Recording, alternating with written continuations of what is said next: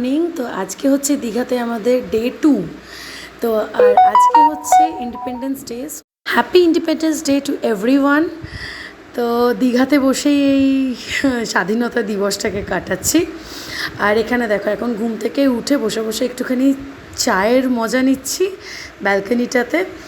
আর ওইদিকে দেখতে পাচ্ছি কিছু স্কুলের স্টুডেন্টসরা ওখানে প্যারেড করছে, ইন্ডিপেন্ডেন্স ডেটাকে সেলিব্রেট করছে।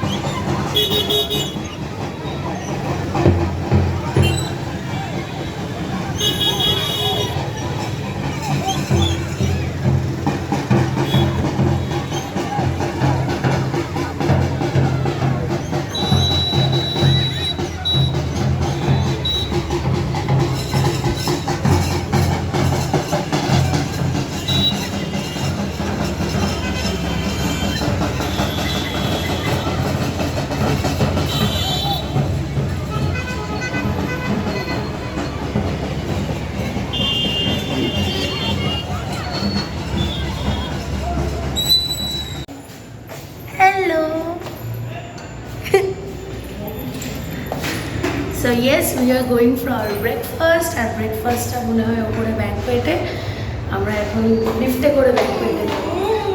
কি খাবে ব্রেকফাস্টে? রুটি আর তরকারি। হ্যাঁ, রুটি আর তরকারি থাকলে রুটি আর তরকারিই খাবো। আমরা বাবা সাপোসা লোক, তাই তো? মুড়িও খেতে হবে না, মুড়িটা এখানে দিচ্ছে না, মুড়িটা আমাদের বাইরে থেকে কিনে আনতে হচ্ছে। তো চলো, আসবে, দাঁড়াও। মা বাবা ওপরে রয়েছে, মা আর বাবা আগেই চলে গেছে ওপরে ব্রেকফাস্ট করতে। আর এখন আমরা যাচ্ছি। আর মা বাবার বোধহয় তখন হয়ে গেছে 10টা হচ্ছে লাস্ট ব্রেকফাস্টের টাইমিং। আর আমরা এখন ওই সকাল 10টাতেই লাস্ট টাইমটায় যাচ্ছি। সব বাচ্চা কোচা যেগুলো পড়ে থাকবে সেগুলো বোধহয় আমরা খাবো সবে 2। তা তুমি বলো, দীঘায় এসে কেমন এনজয় করছো? ভালোই এনজয় করছি। কথা আজকে কেমন ড্রেস পরেছে?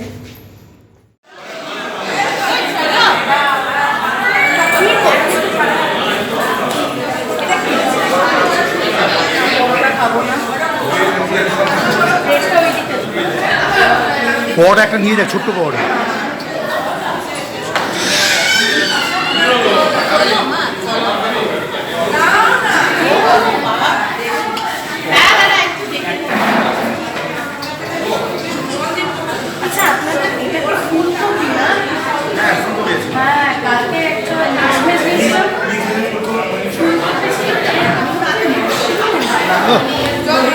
হেভি লাগছে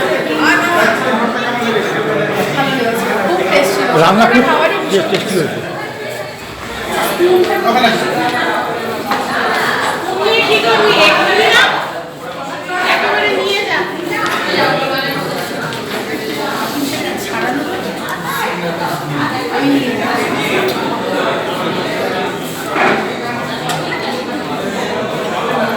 ওদিকে বাটার টুথ আছে,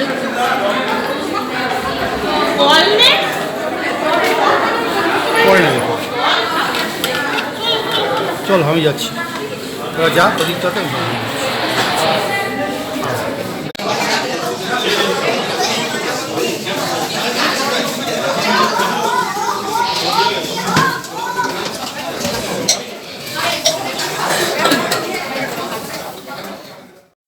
তো দেখো, এখানে ব্রেকফাস্ট নিয়ে বসে পড়েছি। আর মোটামুটি ব্রেকফাস্ট অনেক রকমেরই বানিয়েছিল। তো আমি বেসিক্যালি নিয়েছি হচ্ছে একটুখানি ওই পোহা টাইপের, আর আলুর পরোটা ছিল, তো ওগুলো খাইনি। পুরি ছিল, পুরি সবজি।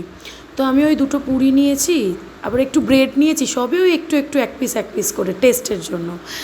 আর এখানে মানে একটুখানি ইচ্ছে করলো যে ডিমের পোচ খাই। তো আমি বুঝতে পারিনি যে ওরা ডাবল ডিমের পোচ দেবে। তো দেখলাম ওরা যখন বানাচ্ছে 2টো ডিমেরই ভালোই হলো। তো আমি ওদেরকে বলেছিলাম যে পোচটাকে আমাকে একটু বেশি করে ফ্রাই করে দিতে, কারণ আমি একটু পোচটা বেশি করে ফ্রাই করাই খাই, মানে বাড়িতে খেলেও। তো যাই হোক, ব্যাঙ্কোয়েট থেকে এখন বেরিয়ে গেছি, আমাদের ব্রেকফাস্ট কমপ্লিট। আর ব্যাঙ্কোয়েটের বাইরেটা রয়েছে এরকম একটা, মানে এটা হচ্ছে রুফটপ একটা লাউঞ্জ। এবার এই লাউঞ্জে তুমি বসে কোনো কিছু তোমাদের যদি বার্থডে হয়, অ্যানিভার্সারি তোমরা সেলিব্রেট করতেই পারো, তো সেটা ওদের সাথে আলাদা করে কথা বলে নিতে হবে। আর এখানে আবার আরেকটা সুইমিং পুল রয়েছে, ছোট্ট মতন পুল। ওটা হচ্ছে তোমাদের পার্সোনাল, তোমরা যদি টাইম পুলের মধ্যে কাটাতে চাও তো তোমরা সেটাও করতে পারো। আমাদেরকে বলেছিল, তো আমাদের সেরকম কিছু সেলিব্রেশন ছিল না, আমরা এমনি ঘুরতে গেছি, তো বেকার বেকার এক্সট্রা টাকা দিয়ে ওই মানে পার্সোনাল সুইমিং পুলে গিয়ে আমরা এনজয় করিনি। তো এটাই তো, তাই তোমাদেরকে ইনফরমেশান দিলাম।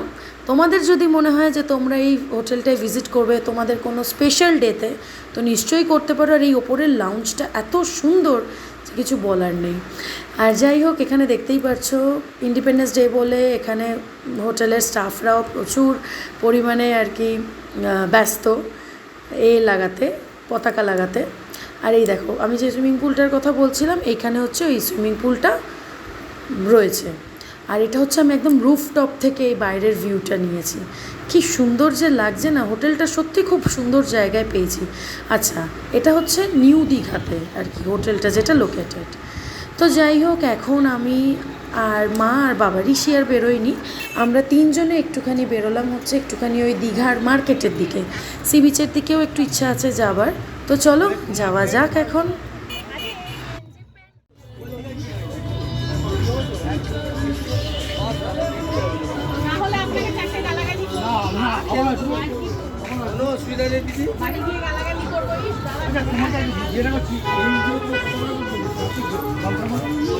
এটা 50 টাকা, এটা 70 টাকা, এটা 100 টাকা।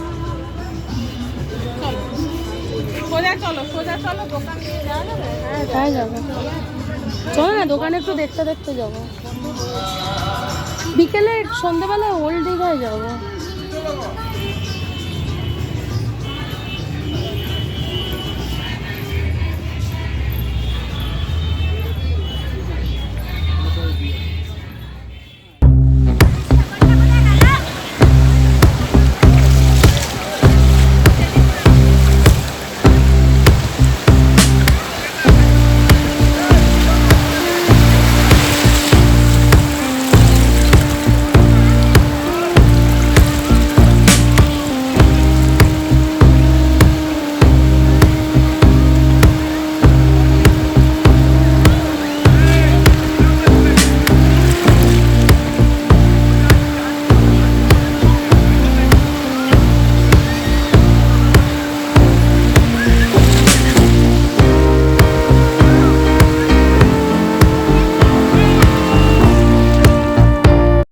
চলো, এরপর তো আমরা এখন হোটেলের দিকে আবার রওনা দিচ্ছি।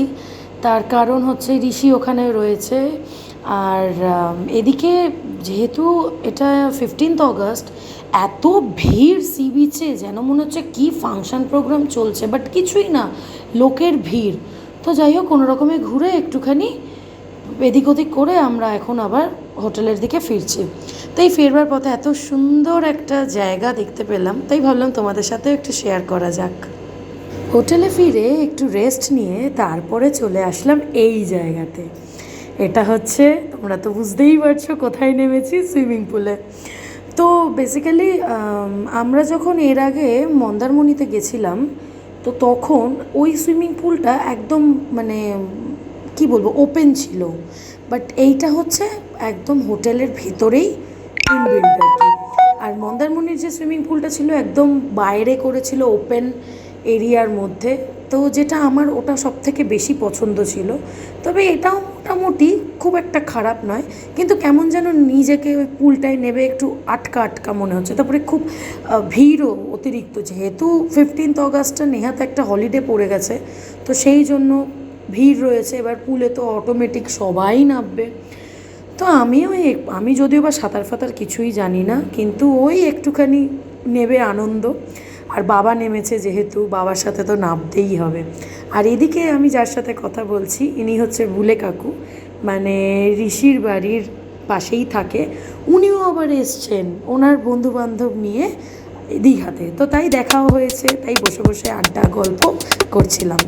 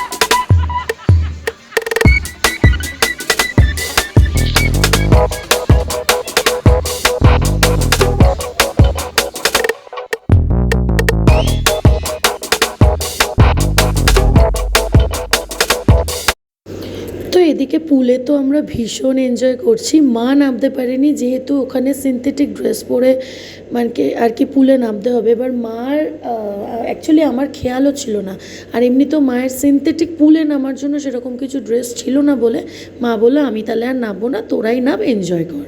আর মা ওখানে বসে বসে ফটো তুলে দিচ্ছিল। তো যাই হোক, এখন আর কি ওপরে মানে রুমে এসে একজন একজন করে স্নানে গেছে, আর এদিকে দেখো মা কীরকম সেলফি তুলছে নিজে নিজে। অ্যাকচুয়ালি মা কী করবে, পুলে তো নামতে পারিনি, আমরা এনজয় করছি। মা বললো তোরা তাহলে স্নান ধান কর, আমি একটু এখানটায় দাঁড়াই। তো মা আর কি নিজের কোয়ালিটি টাইমই স্পেন্ড করছিল বলতে পারো, নিজের মতন করে দীঘায় এসে।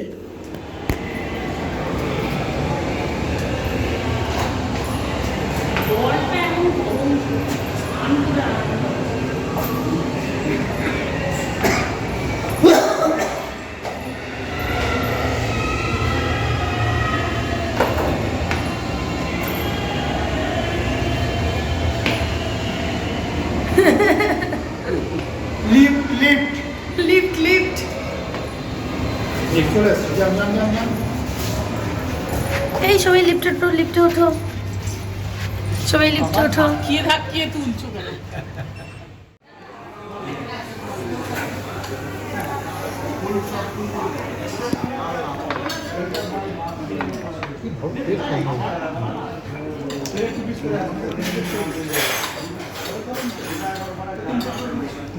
এই খবরটা মনে ঘরে বসে করে মুশকিল, ঘরে বসে হতো না।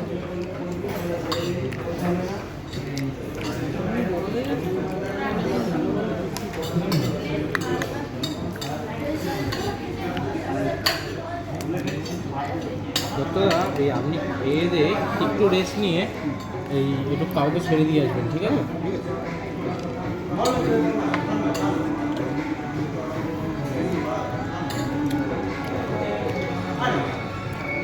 বুলে কাকুর বন্ধু বান্ধব না আসলে আমাদের সাথে বরং দেখে যাও, আর বাড়ি যেতে হবে না। ও বাবা, ওখানে না তো সৌর মাসি এলে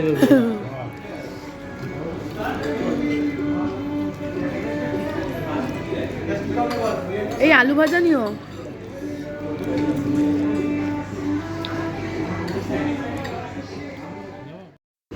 তো আমাদের তো এদিকে লাঞ্চ টাঞ্চ কমপ্লিট হয়ে গেছে, আর বুলে কাকু আমাদের সাথে যেহেতু দীঘায় এসছে, দেখা করতে এসেছিলো, তো আমরা সবাই মিলে একসাথে বসে লাঞ্চ করলাম।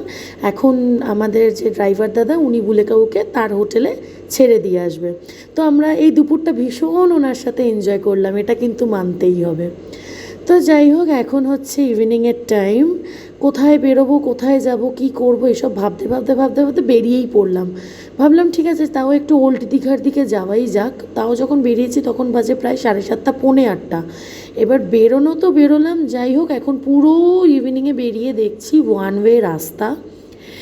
মানে যেটা 5 মিনিটস ডিস্টেন্স বা 6 মিনিটস ডিস্টেন্সে আমি পৌঁছে যাব, সেটা আমাকে পুরো বাইপাস ঘুরিয়ে নিয়ে যাচ্ছে।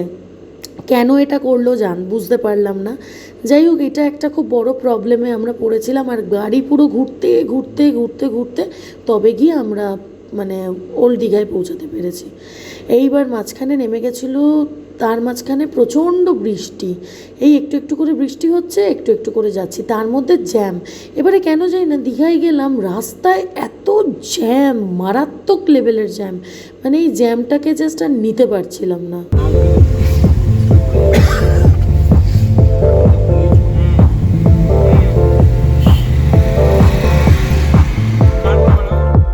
তো যথারীতি ঘুরে বেরিয়ে চলে আসলাম এখন আবার হোটেলে। তবে বিশ্বাস করো, এত বৃষ্টিতে না গাড়ির থেকে সেরকমভাবে নামতেই পারিনি।